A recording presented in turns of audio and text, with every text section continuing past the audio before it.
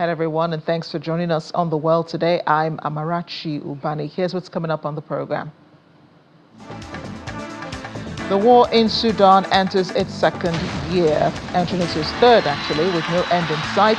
My colleague Layo Olarinde speaks to Chairman, Commander-in-Chief of the Sudanese Youth Movement for Change. U.S. Vice President J.D. Vance says there's a good chance a deal could be reached with the United Kingdom. Plus, Donald Trump blames Ukraine for starting the war with Russia. You're watching The World Today. We begin in Sudan, where the recent civil war continues to rage even after 2 years. Between 150,000 to 522,000 people have been killed and approximately 13 million people have been displaced, according to the United Nations. The war erupted on April 15, 2023, with attacks by the RSF on government sites as airstrikes, artillery and gunfire reported across Sudan. The cities of Khartoum and Omdurman were divided between the two warring factions, with commander of the Sudanese army, General Abdel Fattah al-Burhan, relocating his government to Port Sudan as RSF forces captured most of Khartoum's government buildings. Attempts by international powers to negotiate a ceasefire culminated in the Treaty of Jeddah in May 2023, which failed to stop the fighting and was ultimately abandoned. Over the next few months, a stalemate occurred during which the two sides were joined by rebel groups who had previously fought against Sudan's government. By mid-November of the same year, the Mini, Menawi and Mustafa Tambur factions of the Sudan Liberation Movement officially joined the war in support of the SAF, alongside the Justice and Equality movements. In contrast, the Tamazuj movement joined forces with the RSF, while the Abdelaziz al-Hilu faction of the Sudan People's Liberation Movement North attacked SAF positions in the south of the country. In October 2023, momentum began to swing towards the RSF as the paramilitary defeated army forces in Darfur and then made gains in Khartoum State, Kordofan and Gezira. Since February 2024, the SAF has made gains in Omdurman. Since June 2024, the RSF has made gains in Sennar. Further negotiations between the warring sides have produced no significant results, while many countries have provided military or political support for either al-Burhan or Hemedti. In February of this year, the SAF made notable gains in Khartoum and Khartoum North, referred to as al-Bari. In March of 2025, the SAF retook Khartoum, including the presidential palace, the airport, from the RSF. The humanitarian situation in the country has worsened so much so the United Nations World Food Programme is urgently calling for unimpeded access now to immediately preposition food assistance across key locations in Sudan. 2 years since the onset of the war, Sudan has now become the world's largest hunger crisis. Nearly half the population are acutely food insecure. Famine has taken hold in parts of Darfur and is spreading. In order to turn the tide, WFP needs access in order to reach people that have been isolated by the conflict, and we also need funding. All these challenges are coming at a time when resources for humanitarian response globally are reducing. We know that it is not possible to stop a famine with food alone. You need healthcare, you need water, you need sanitation. So the whole response needs to be well supported in order to be able to turn this around and stem the tide of famine. Now, the UK is holding a high-level international conference in London to find a pathway to peace in Sudan. It's promising an extra £120 million worth of food and medical assistance, and charities say 30 million people in Sudan are in desperate need. People are starving as a result of the war. In recent days, the Rapid Support Forces launched an intensive ground and aerial assault on camps for displaced people close to the city of El Fasher in an attempt to seize the last state capital in Darfur, held by their rival, the Sudanese army. A vast camp for displaced people called Zamzam, which has provided temporary shelter for an estimated 500,000 people, is now being systematically destroyed by fire from intentional arson by RSF forces. That's according to the Yale School of Public Health's Humanitarian Research Lab, which has analyzed satellite images taken of the camp. Much earlier, my colleague Layo Olarinde spoke to Chairman, Commander-in-Chief of the Sudanese Youth Movement for Change and Justice, General Khalid Salis Abakar, about the situation in Sudan and a possible end to the war. It has been 2 years of war in your country, the armed forces against the paramilitary rapid support forces. Now, both factions were united 2 years ago. I mean, looking forward to a civilian rule after the ousting of longtime leader Omar al-Bashir. Where did things go wrong? All right, thank you. I think after throwing the regime of al-Bashir, there's so many things go wrong, which there was a big chance for the outsiders to come into and interfere about the process of getting the Sudan from the regime of dictatorship, al-Bashir, to the democratic route. And all over the things went wrong when we are trying to come together, all of us as Sudanese, to have a dialogue, then we can reform the whole things to arrange ourselves towards democracy. But unfortunately, we know that Sudan has been also been one of the countries in Africa that there is some influence from outside, and there is so many countries having their interests as well as in the whole Africa, that we gain our independence, but still we are under such type of colonized, either economic colonized or other political colonization or any other type of colonization. The colonization is still, it is there. It may be from the West, it may be from any other countries, such as these Arab countries or anywhere. I think that is where the things started, but let us talk about the conflict, which is now 2 years' time, when since from 15 April 2023, today is exactly 2 years, the second anniversary of the conflict in Sudan, and Alhamdulillah that we can say, looking at the situation when the war started and today, we can see the difference. We are being able as a Sudanese, under the Sudanese armies, armed forces, we are being able to reorganize ourselves and also begin to overcome the situation. Looking at the situation today and the day that the war started, the difference is very clear and is big. Yes. And I think we are heading towards the way forward to overcome this. But this one is a historical time, and the historical case that has been, we are being able to try to fix it. I think we are in Africa, we have challenges that the interference from outside is almost all over the countries, all over the continent of Africa. And Sudan is not an exception, because the interference from outside is been there even during al-Bashir, before al-Bashir, after al-Bashir, and still.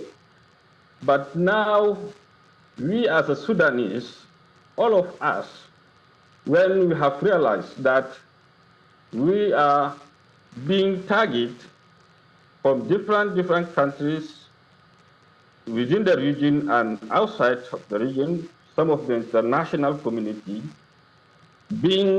having their interest in Sudan and also planning to serve their interests, but they don't care about the Sudan and the Sudanese people.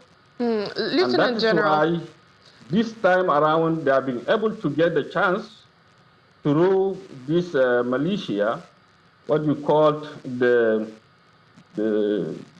RSF.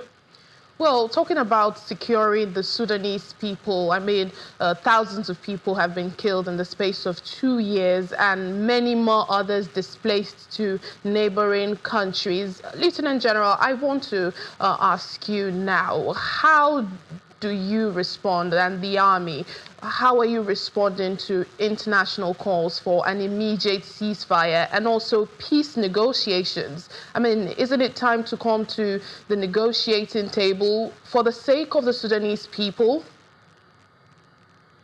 Well, absolutely, we are not against the peace, but looking at the whole things right from the beginning up to today, the Sudanese government have responded to the call from the international and also from Saudi Arabia, joining with the United U.S.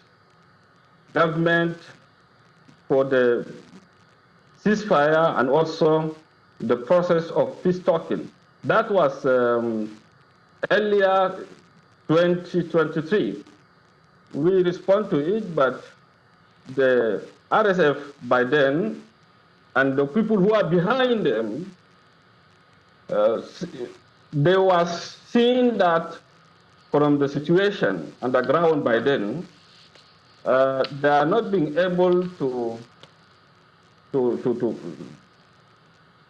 respond to what we agree on by then. But now they are calling for the ceasefire.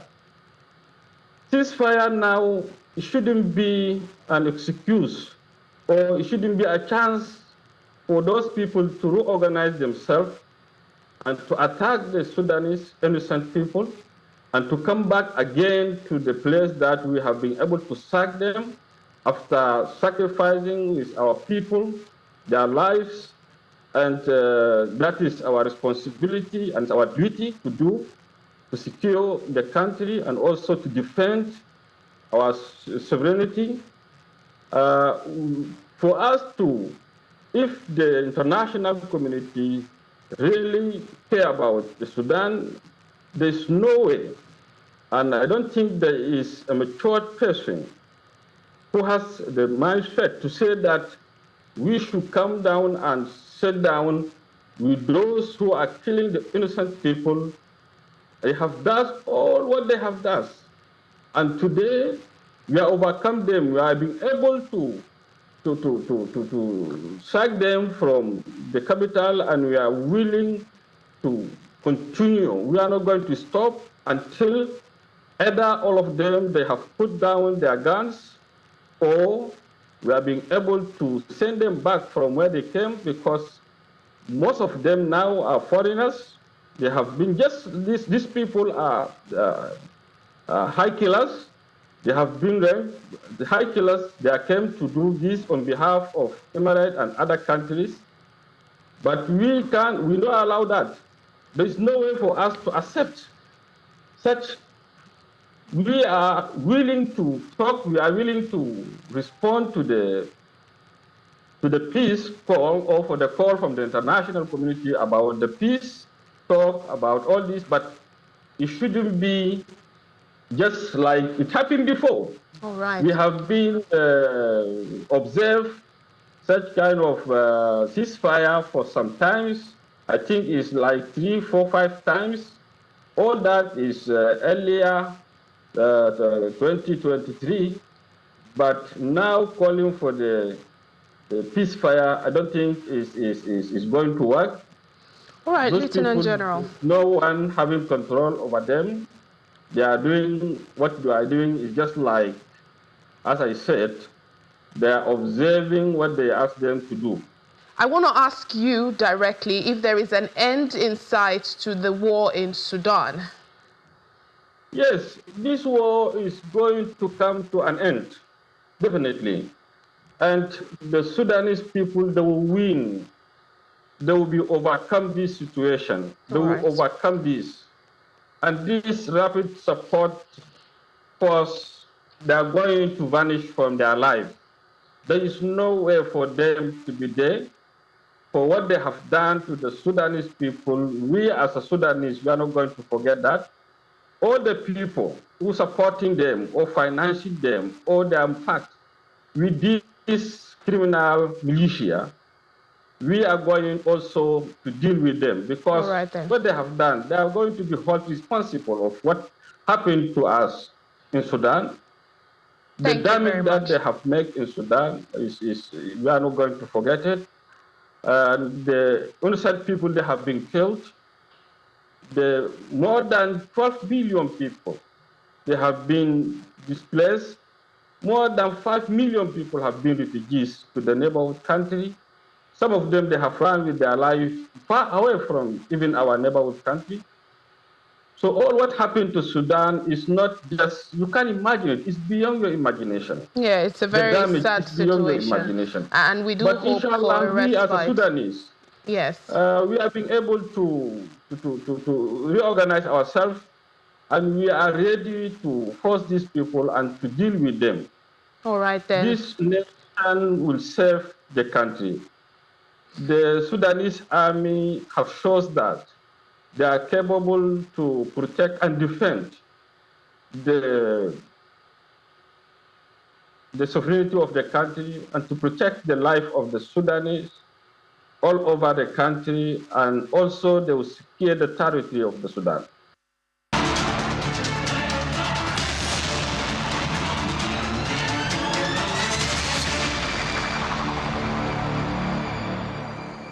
Let's check in on other parts of Africa now. Former head of Guinea military junta, Musa Dadis Camara, has reportedly left the country for medical treatment. The information was given by his entourage. His departure follows a presidential pardon granted on March 28, 2025, citing health concerns. He'd been serving a 20-year prison sentence for his role in the September 28, 2009 stadium massacre in Conakry, where over 150 people were killed and numerous others injured during a crackdown on opposition demonstrators. Camara's exit from Guinea occurred discreetly during the night of April 12 to 13th of 2025 aboard a Royal Air Maroc flight. While his final destination remains unconfirmed, Casablanca is believed to have been a transit point.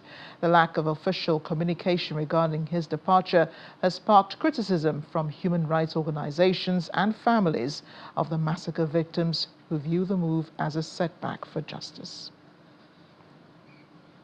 And in South Africa, the newly elected executives of the Nigerian Union South Africa, NUSA, say their immediate priority is to strengthen community structures and forge partnerships to support and uplift Nigerian migrants across the country.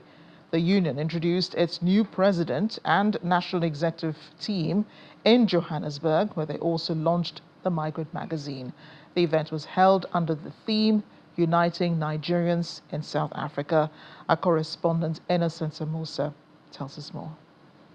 A new chapter begins for the Nigerian Union South Africa, NUSA, as members gathered in Johannesburg for the official inauguration of the organization's new president and national executive team. I will uphold and defend the constitution, the vision, the core value of Nigerian Union South Africa. Dr. Sule Yakubu Basi is the Secretary, Nigeria's in Diaspora Commission. Our diaspora community plays a vital role in fostering connections, sharing our rich culture, and contributing to the development of the world and our homeland, Nigeria.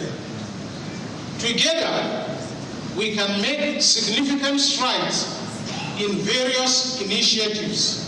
Prince Anthony Smart Nobi is the newly elected president of NUSA.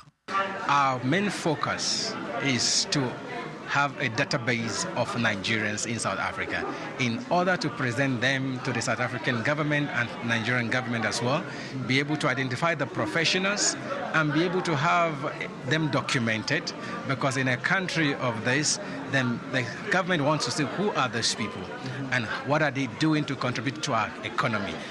One of our major key priority is to have a database of all Nigerians in South Africa, what they do, where they are, and how are they contributing to this country. The next thing is we are the apex organization of all the Nigerians in South Africa. We want to unite all the state structures of Nigerians in South Africa in order for them to speak through this organization. The ceremony brought together community leaders, stakeholders, and members of the Nigerian diaspora to witness what many are calling a moment of renewed hope and unity. Yeah, first of all, we want to see unity. We want to see visibility. We want the leadership of the apex body for Nigerians to be visible, to interact with both government, with Nigerian government, also with the South African government, the South African media, Nigerian media.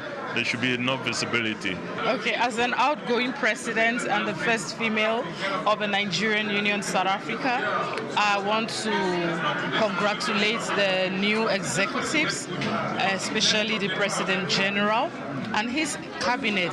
I'm very confident that they are going to do greater exploits, because owing to the quality and the profile of the current executives, these are professionals in various fields. According to the leadership, the inauguration marks a significant milestone in the organization's journey to unify the community. From Johannesburg, South Africa, Innocent Samosa, Channels Television News. Stay with us, coming up after the break.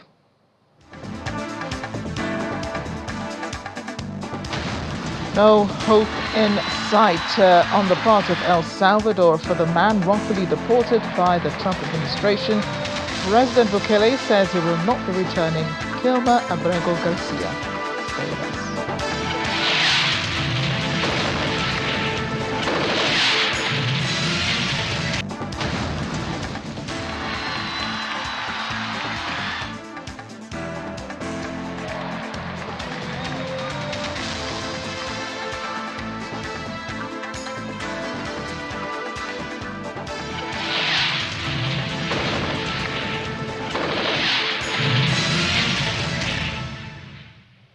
Welcome back. Nothing has been decided yet, but U.S. Vice President J.D. Vance says there's a good chance that a trade deal could be reached between the United States and the United Kingdom, suggesting it would be easier to land than with other European countries due to a much more reciprocal relationship. U.S. Business and Trade Minister Sarah Jones welcomed Vance's comments and said talks to secure a deal with the U.S. were ongoing, but declined to provide a timeline on their progress, adding that nobody wants tariffs, no one wants a tariff war. We want to secure a deal with the U.S. Most countries that faced higher tariffs, as illustrated on Donald Trump's big board, such as on electronics manufacturers in East Asia, they want to keep the levy at just 10% rate. The net result is that the UK may not have much to negotiate here, and it is being treated very harshly given there is no US trade deficit.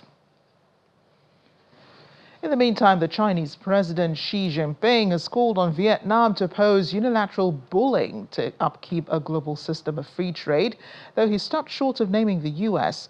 It comes as President Xi is on a so-called charm offensive trip across Southeast Asia, which will also see him visit Malaysia and Cambodia. Though the trip was long planned, it's taken on heightened significance in the wake of a mounting trade war between the U.S. and China. Vietnam was facing U.S. tariffs of up to 46% before the Trump administration issued a 90-day pause last week. President Trump called Xi's meeting with the Vietnamese leaders a ploy to figure out how to screw the United States of America.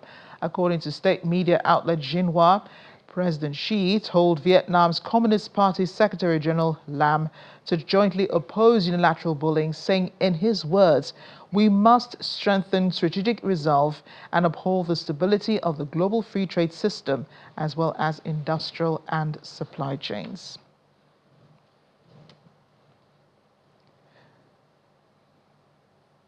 International investment banker and chairman of the Kahn Foundation, Robert Lawrence Kahn, has characterized the U.S. trade policy under President Trump as a moving target, citing unpredictable swings in tariffs on Chinese goods, sudden exemptions, and an unstable policy environment that has rattled markets. He was speaking in an interview from New York on Monday. He described the current atmosphere as one where a constant uncertainty is dominating the scene, a dynamic that, while uncomfortable for many Americans, has done little to erode Trump's core political support. Expression in China that is a nickname for Trump, and it's Jian Guo. And so Jian means build, and Guo means country, like Zhongguo is the Chinese name for China. And so Trump's name in China, a nickname, is build the country.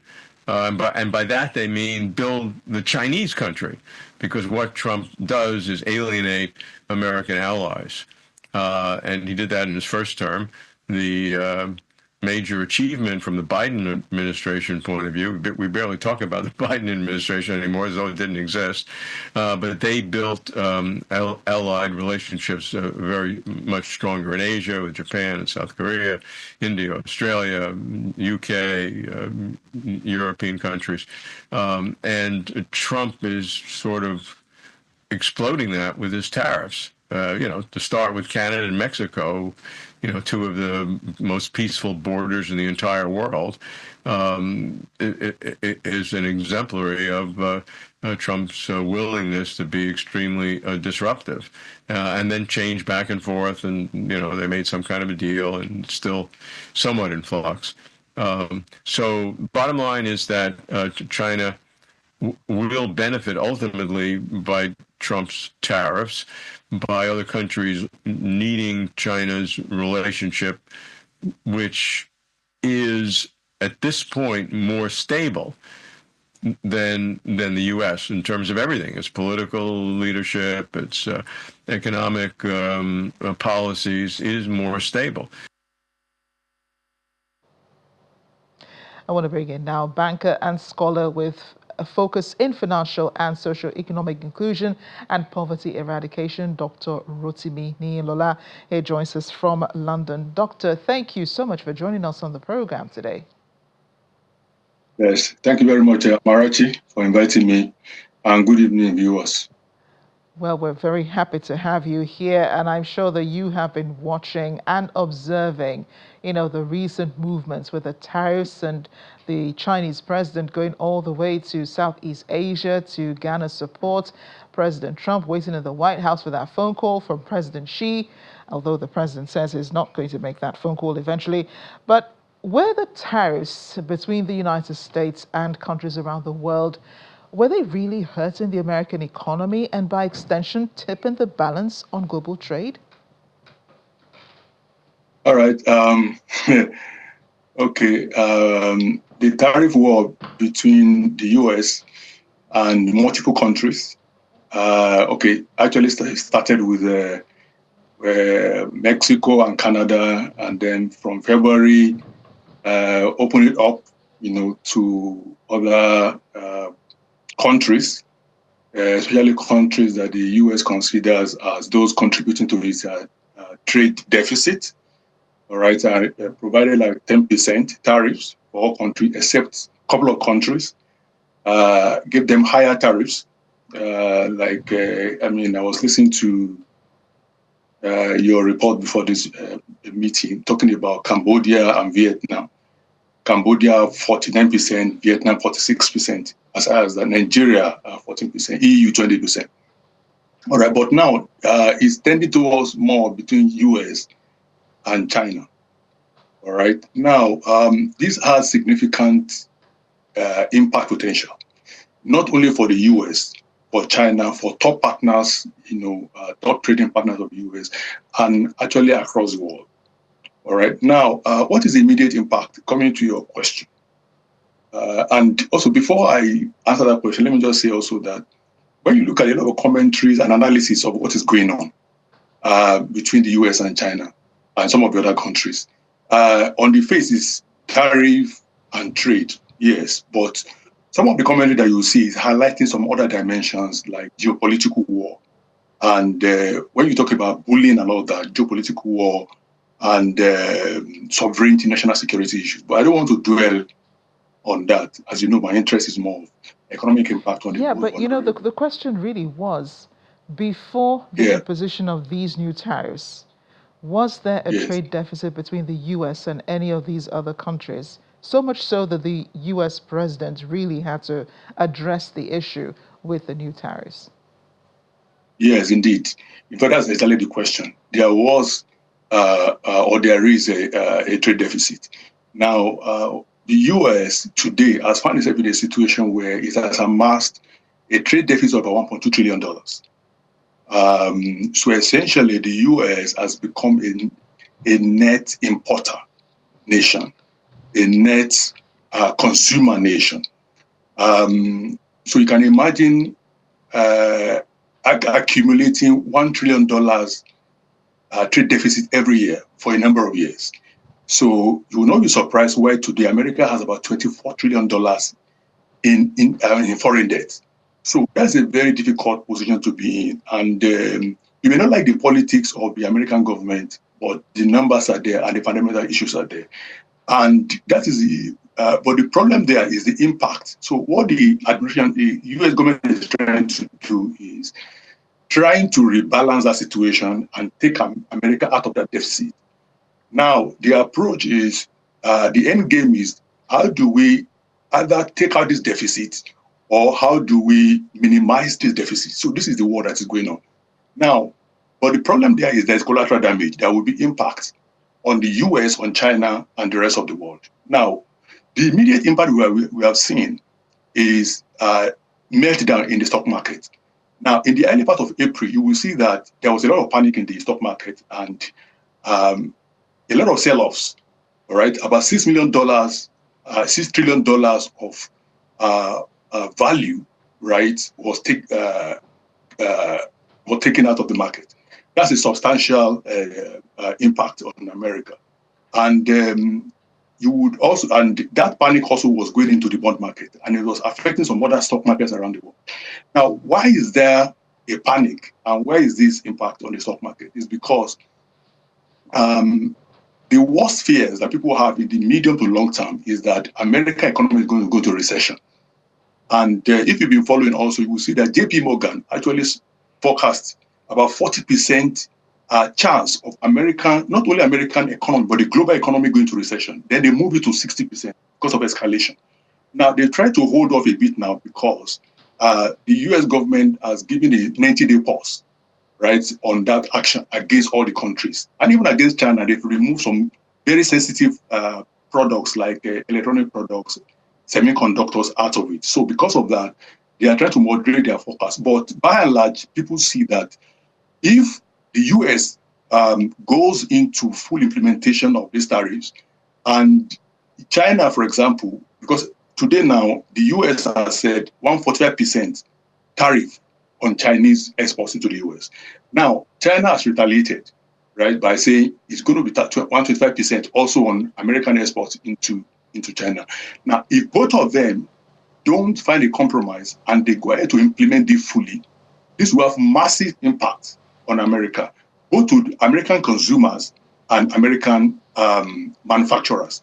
And how is this the case? It's the case because through the years, a lot of major consumer products in America actually come from outside of America.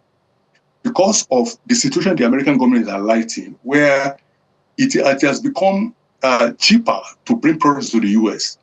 So cheaper to do that than actually producing in the US. So you find a lot of products like computers, phones are coming from outside of the US. You will see, for example, even worse, a country like Vietnam manufactures 50% of Nike wears, most of them going to the US. 39% of Adidas wears being manufactured in Vietnam a lot of people going to the US. So what's going to happen is that if China implements 25% retaliatory tariff, now these tariffs are like tax. They're going to be added. They will be passed on to consumers in America. That would be a lot for America. That would be immediate inflation to come into America. Yes, so that is the reality, Doctor. Sorry, that is the reality on the ground. The impact Yes. it will have on the economy, and how U.S. consumers will have to bear, the difference, in the tariffs that these countries have to pay for bringing in goods into the U.S.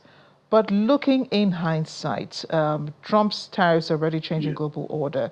Was this an inevitable position for the U.S., having to announce those tariffs and directing its anger, I would say, at China, blaming them for the way the U.S. economy has turned out, all of the deficits, trade deficits that already exist? Can America really blame all these other countries for the situation it is in now, which is the reason why it has to impose these tariffs, according to Trump?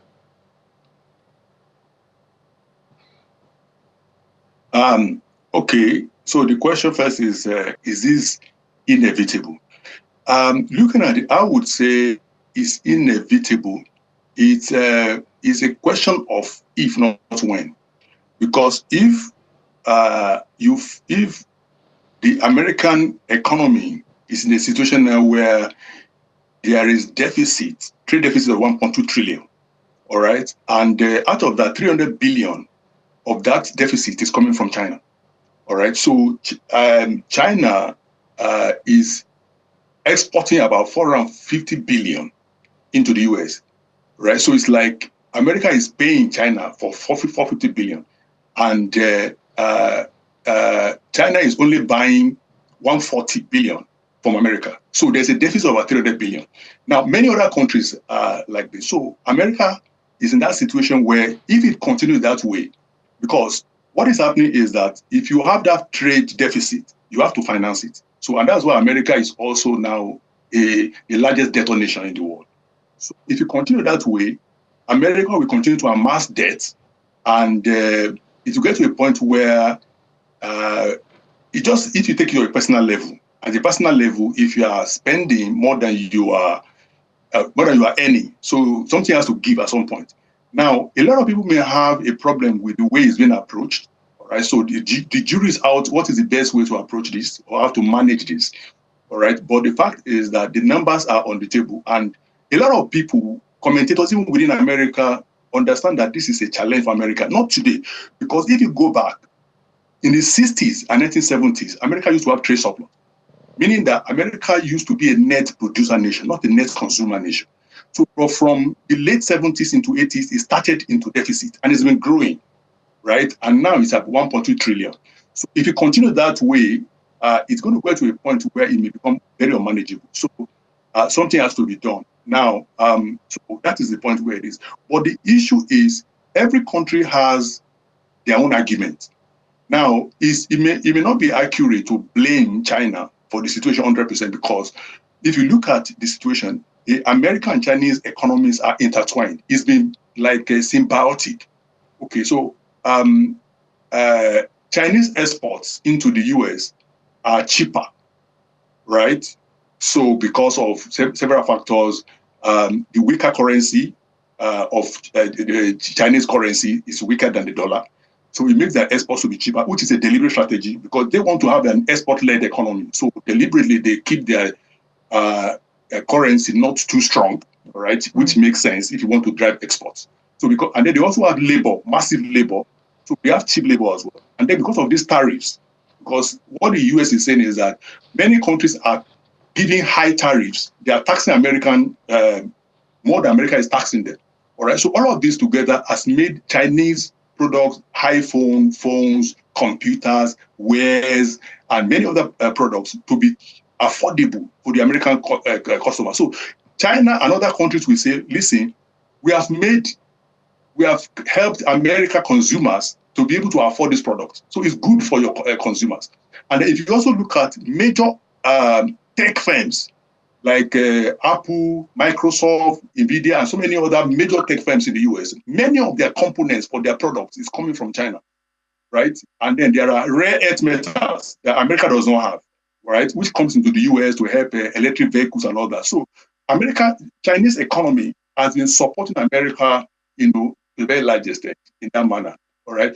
But the flip side also is America is now saying, listen, this has happened, but it has also, it's like we are subsidizing you, all right, to be able to do this. So, so each of them have their own arguments, all right? So, so this is where it's coming from. Now, the question is... Doctor, before you go any further, I wanted us to talk about, Africa, and I've heard many analysts say that this is the perfect opportunity for African countries to restart their economies, choose their partners wisely from a position of strength. Why aren't we hearing African leaders themselves pushing this narrative? There doesn't seem to be any sense of urgency on the continent with regards to the trade tariffs. Yeah, right. I mean, your question is a very good question, and there are lessons not only for Africa, for the rest of the world. Everybody's watching. There are major lessons, and the international trade and the global order for trade will not remain the same again. A lot of lessons are coming out, and every country will have to take lessons and begin to shape and go back to drawing board and begin to come up with how the kind of strategy for the international trade. But coming back home, like you said, Africa, we also have to take major lessons from this. What are the lessons? The first lesson that you will see, starting from when the aid, right, the US aid and other was cut off, to what is now going on. The first lesson is that nobody is coming to save you. Okay? So nobody coming to develop you. You have to develop, you have to save yourself. Other countries of the world can come and help you, can come and support you. But you see, the primary responsibility for you is to be able to develop your economy for the benefit of your people. This is coming out a lot from what is going on, right?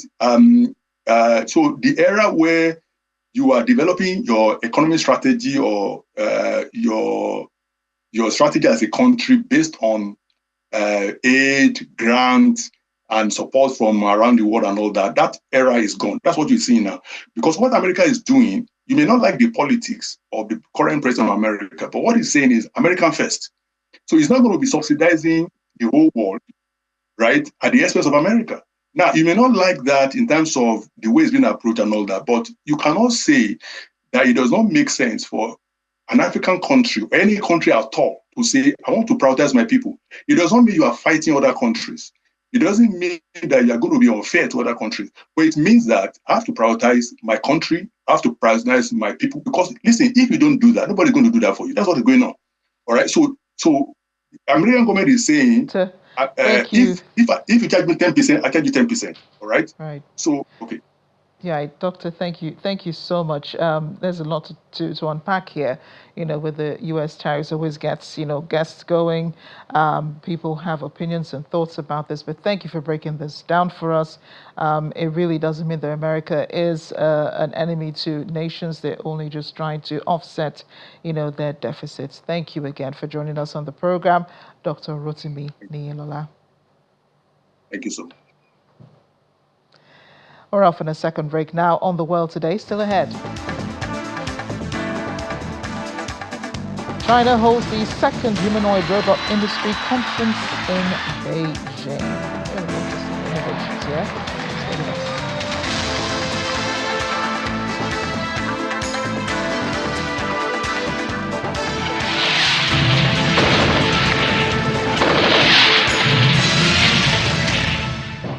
Welcome back to The World Today. Police in the northeastern Chinese city of Harbin have accused the National Security Agency of the United States of launching advanced cyber attacks during the Asian Winter Games in February, targeting essential industries. They added 3 alleged NSA agents to the wanted list, also accusing the University of California and the Virginia Polytechnic Institute and State University of being involved in the attacks after carrying out investigations. It did not specify how 2 U.S. universities were involved, but the report contained considerable details on the cyber attacks and the suspected individuals. U.S. President Donald Trump has again blamed Ukrainian President Volodymyr Zelenskyy for starting the war in Russia a day after a major Russian attack killed 35 people and injured 117 others in the city of Sumy. The U.S. president said Ukraine's leaders shared the blame with Russian President Vladimir Putin for the millions of people dead in the conflict. At the White House on Monday, Trump said, "You don't start a war against someone 20 times your size and then hope that people give you missiles." His comments followed Russia's strike on Sumy on Sunday, the deadliest on civilians this year. Moscow also hit the city's outskirts on Monday night. Meanwhile, European nations within NATO are allegedly striving to uphold what Russia refers to as a Russophobic administration in Ukraine.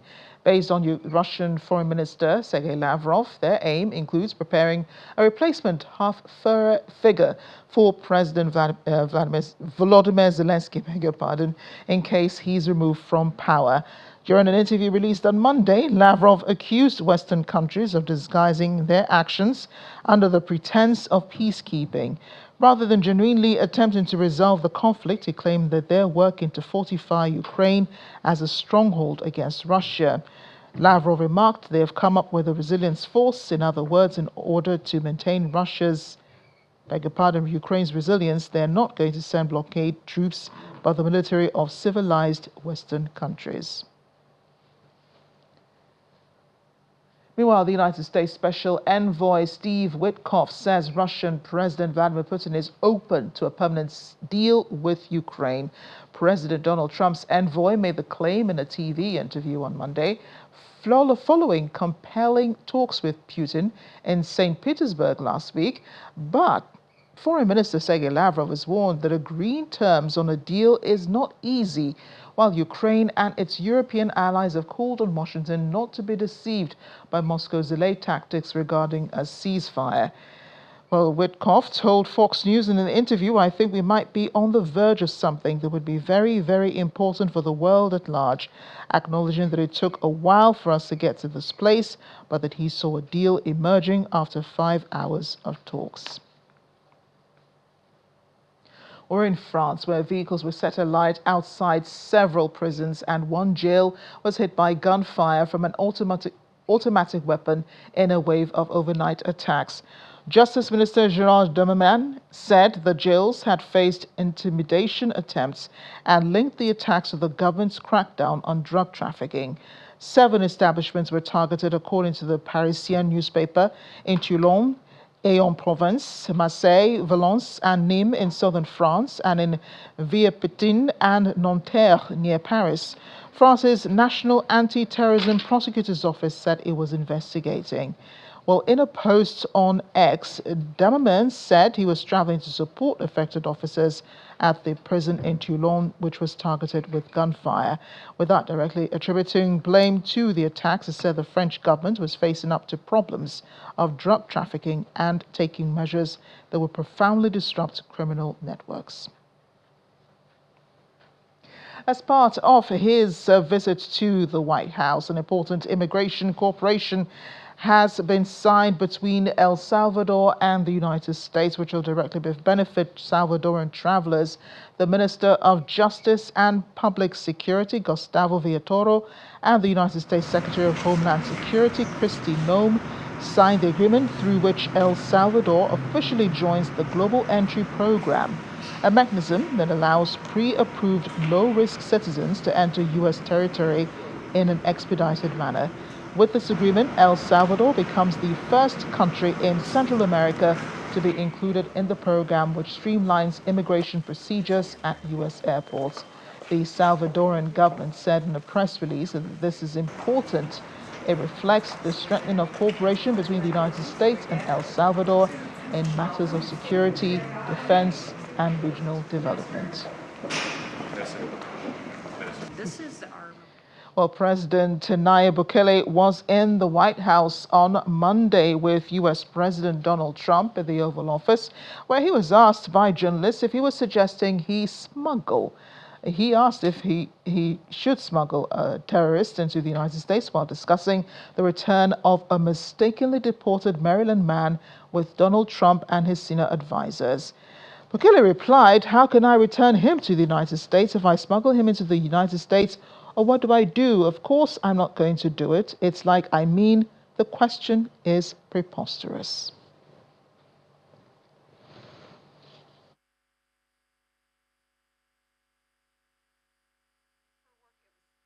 Let's hear the question from this very low-rated anchor at CNN. Low-rated. Which one is that? The man who was mistakenly deported to El Salvador. Well, let me ask Pam. Would you answer that question? Sure, President. First and foremost, he was illegally in our country. He had been illegally in our country. And in 2019, two courts, an immigration court and an appellate immigration court, ruled that he was a member of MS-13 and he was illegally in our country. Right now, it was additional paperwork had needed to be done. That's up to El Salvador if they want to return him. That's not up to us. The Supreme Court ruled, President, that if, as El Salvador wants to return him, this is international matters, foreign affairs, if they wanted to return him, we would facilitate it, meaning provide a plane. I'm supposed to be not suggesting that I'll smuggle a terrorist into the United States, right? How can I return him to the United States? Like, I smuggle him into the United States, or what do I do? Of course, I'm not going to do it. It's like, I mean, the question is preposterous. How can I smuggle a terrorist into the United States? I don't have the power to return him to the United States. You could release him inside El Salvador. Yeah, but I'm not releasing. I mean, we're not very fond of releasing terrorists into our country. I mean, we just turned the murder capital of the world into the safest country of the Western Hemisphere, and you want us to go back into the releasing criminals so we can go back to being the murder capital of the world? No, that's not going to happen. They'd love to have a criminal. And as we end the program, Industry Conference and Embodied AI Summit in Beijing held today as robotic engineers showed off the latest developments of their machines.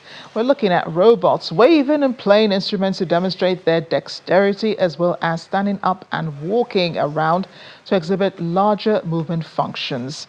High Talk representative Huang Hanya said their customers are mainly from universities, research institutions, and enterprises with development needs. The summit comes ahead of the 2025 China Humanoid Robot Ecology Conference in Shanghai from April 25 to 26. That's an event that plays a pivotal role in the field of robotics.